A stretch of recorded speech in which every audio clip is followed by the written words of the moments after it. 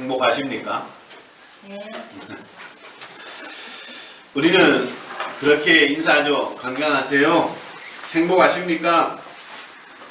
정말 우리 인생에 살아가면서 중요한 질문 중에 하나죠. 건강, 행복. 그런데 이 세상에서 가장 행복한 사람은 어떤 사람일까? 우리 같은 서민들은 그렇게 생각하죠. 돈 많은 사람, 고위 권력층에 있는 사람, 행복하지 않을까? 다른 사람보다 많이 배운 사람, 행복하지 않을까? 그런데요, 통계를 보니까요, 그렇게 돈이 많다고 해서, 많이 배웠다고 해서 행복지수가 남다르게 높지 않다라고 하는 것이죠. 요즘 국정교과서 문제 때문에 아주 시끄럽습니다. 국회의원, 정말 탐나는 자리이긴 하죠. 그렇게 한번 높이 올라가 봤으면 하는 그런 생각을 가진 분들도 있을 겁니다. 그런데 정치인들 얼굴 보면 사진 찍을 때 제외하고는 얼굴이 웃는 얼굴이 없더라고요. 다 안면 경화에 걸린 사람들처럼 딱딱한 모습을 보여주고 있습니다. 사람의 인상이라는 게요, 전파력이 있습니다. 제가 저희 집사람이 저한테 하는 얘기가 그럽니다. 결혼생활 20년 만에 얼굴 하나 잘 만들어놨다. 저도 젊어서 잘 웃지 않는 스타일이었습니다. 그래서 웃지 않고 가만히 있으면 화난 사람처럼 그런 인상이었는가 봅니다. 그래서 저희 집사람이 저랑 연애할 때 하루는 너무 피곤해서 말도 안 하고 그냥 운전을 하고 왔는데, 그날 헤어지고 저녁에 전화가 왔습니다. 용기씨, 오늘 제가 뭐 잘못한 게 있어요? 아니요. 근데 오늘 용기씨 얼굴이 너무 화가 나 보여서 제가 다른 말을 못하고 왔어요. 저는 그날 화나지도 않았고 화날 일도 없었는데 다만 피곤해서 말만 안 했을 뿐인데, 제 옆에 있는 사람을 두렵게 만드는 그런 결과를 가져왔던 겁니다. 오늘 여러분들 옆 사람 얼굴 보세요 한번. 혹시 딱딱하게 굳어있는 얼굴이 아닌지, 보면 가슴 섬찟한 그런 인상들이 아닌지. 행복한 사람이 어떤 사람이 행복할까? 뭐 이것은 말 안 해도 해당 뻔하죠. 하나님의 자녀된 우리가 행복한 사람인 줄로 믿으시길 바랍니다. 또 행복한 사람이 되어야 하는 줄로 믿으시길 바랍니다. 진정한 성도는요, 그런 행복한 고백이 있어야 됩니다. 가끔 그런 가요 있죠. 나는 행복합니다. 나는 행복합니다. 나는 행복합니다. 정말 정말 행복합니다. 이 노래 누가 부르셨죠? 윤한기 목사님이 부르셨어요. 그런데요, 가만히 보세요. 그 노래 부를 때 그 목사님이요, 얼굴이 얼마나 밝았는지. 그 당시는 목사가 아니었죠. 그때도 참 그 윤한기 목사님이 어려울 때였습니다. 여러 가지 일들로 어려웠을 때인데 그 노래 부를 때만큼은 정말 환하게 웃던 그 모습을 생각합니다. 오늘 여러분들 얼굴에 그런 행복이 묻어 나와야죠. 그래서 나는 정말 행복합니다. 내 이 행복한 마음을 누구에게 이야기를 해야 되지? 그래서 내 가족들, 내 이웃들, 내 친구들에게 야, 내가 정말 너무너무 행복하다, 그렇게 고백할 수 있는 저와 여러분들 되시기를 주님의 이름으로 축원합니다. 근데 뭐 행복한 게 있어야지 이야기를 하죠. 그렇게 이야기도 할 수 있겠죠. 오늘요, 예수 믿고 구원받았다는 이 사실, 내가 하나님의 자녀가 되었다는 이 사실에 감격하고 감사할 수 있으면 우리는 행복한 인생이 되는 줄로 믿으시기를 바랍니다. 우리 그리스도인의 얼굴은요, 이 믿음은 얼굴로 표현이 되어야 됩니다. 교회를 다닌다고 하면서, 예수님 믿는다고 하면서, 하나님의 자녀라고 하면서 얼굴은 늘 어둡고 거무칙칙하다면 정말 다른 사람들이 뭐라고 생각할까? 야, 저렇게 하나님 믿을 것 같으면 왜 믿을까? 그런 생각을 안 하겠습니까? 먼저 내가 그런 기쁨과 감격이 있고 그런 행복한 마음이 있을 때 다른 사람들에게 그 예수님을 전할 거 아니에요. 내가 정말 예수님 믿어보니 행복하더라. 정말 내가 하나님을 내가 인격적으로 만나고 나니까 내 인생에 정말 더할 나위 없는 그런 기쁨과 감격이 있더라. 그런 이야기를 하는 겁니다. 성경에도 보니까 진정한 행복이 어딨냐? 그것은 하나님으로부터 온다라고 말씀하고 있습니다. 하나님을 떠나서는 결코 행복이 있을 수 없다라고 이야기를 합니다. 누가복음 10장에 보니까 탕자의 비유를 통해서 하나님을 떠난 사람의 그 불행함에 대해서 말씀하고 있습니다. 반면에 인생의 행복을 시적으로 노래한 참으로 행복한 사람이 있었습니다. 그는 구약의 다윗이었고 신약의 사도 바울이었습니다. 다윗은 일개 한 나라의 강력한 왕이 되어서 기뻤던 게 아닙니다. 그는 수많은 시편들을요, 그 들판에서 양떼를 돌보면서 그 시편을 지었습니다.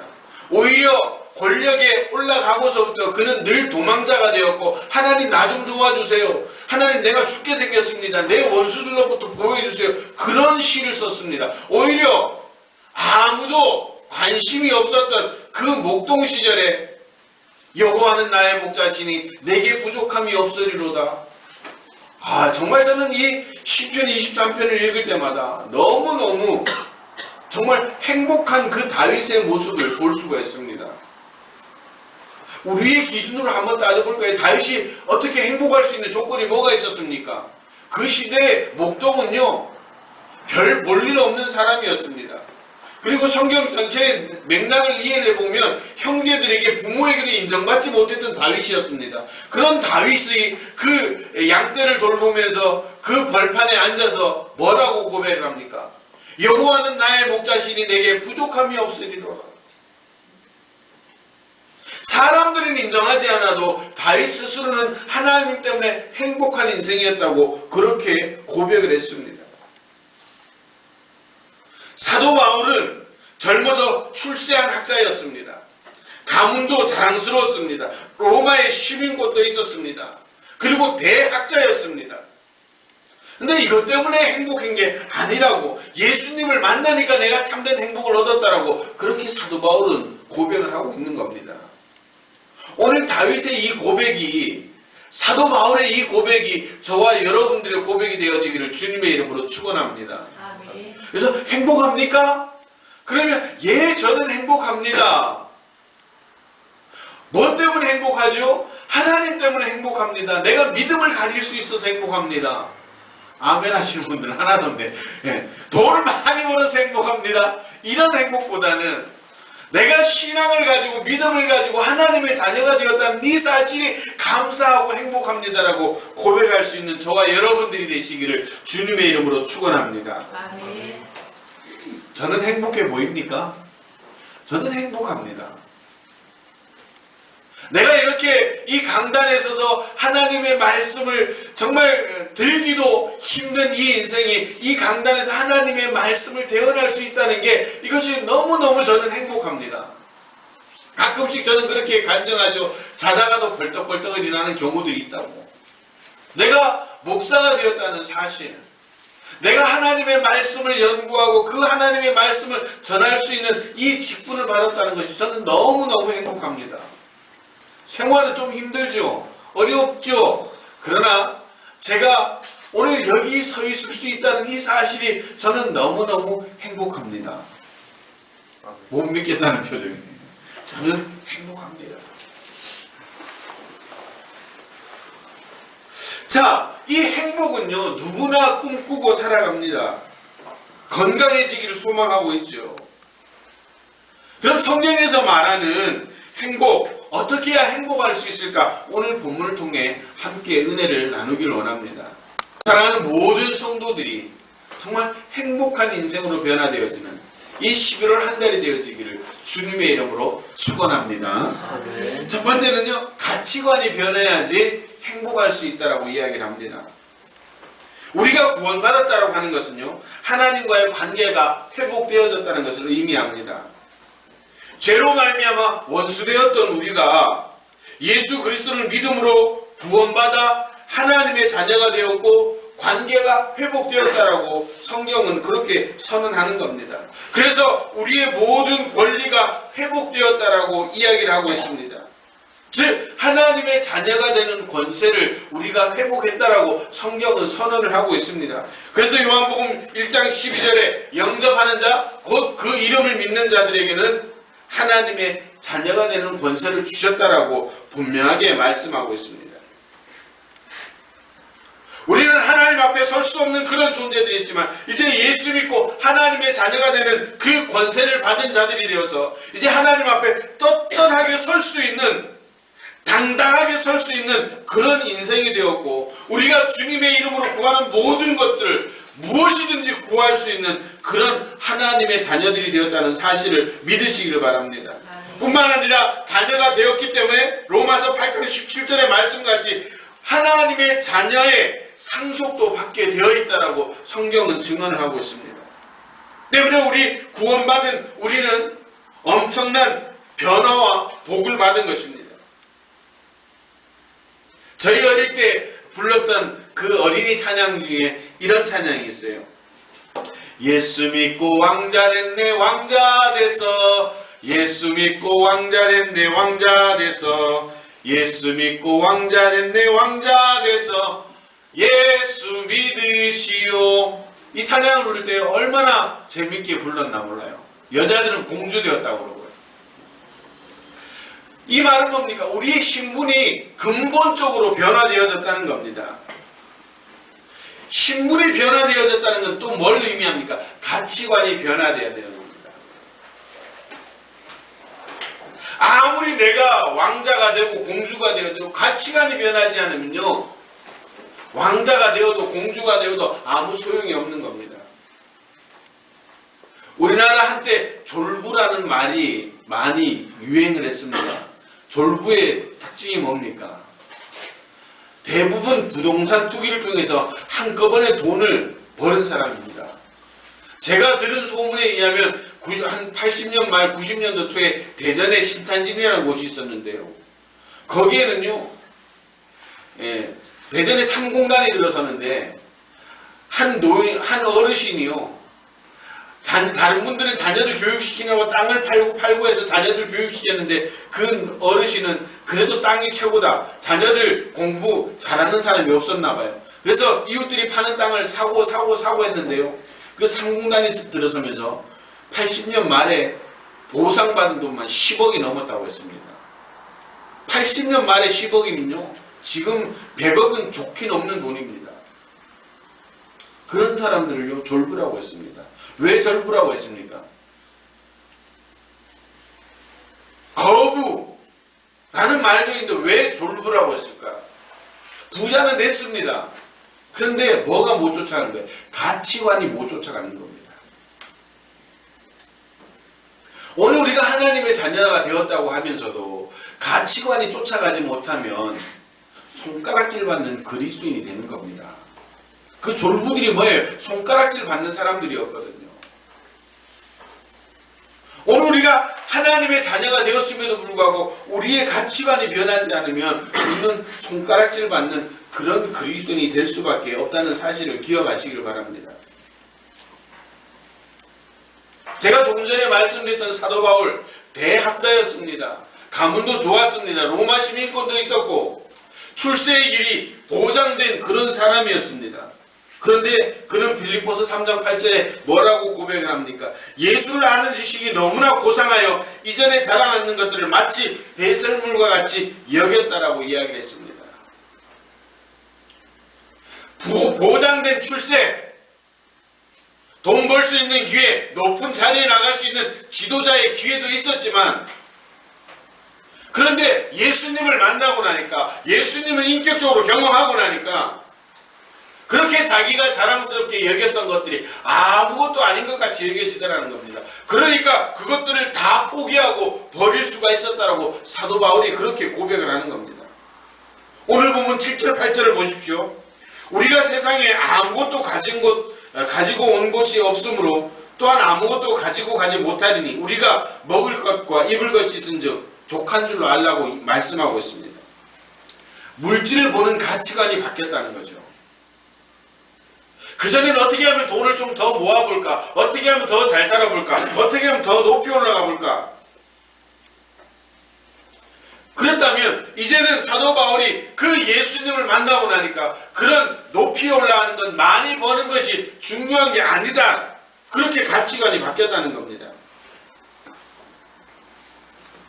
그리고 9절에서 10절 말씀을 보니까 그 가치관이 분명하게 바뀐 것이 보여지고 있고, 가치관이 변하게 된 동기가 뭐냐? 부활이 하는 자들은 시험과 올무 그리고 여러 가지 어리석고 해로운 욕심에 떨어진다고 이야기를 하고 있습니다. 돈을 벌려고 하면, 높이 올라가려고 하면, 많이 소유하려고 하면 그 소유욕 때문에 시험에 들고 여러 가지 욕심에 떨어진다. 해로운 욕심에 떨어진다라고 그렇게 성경에서 증언을 하고 있습니다.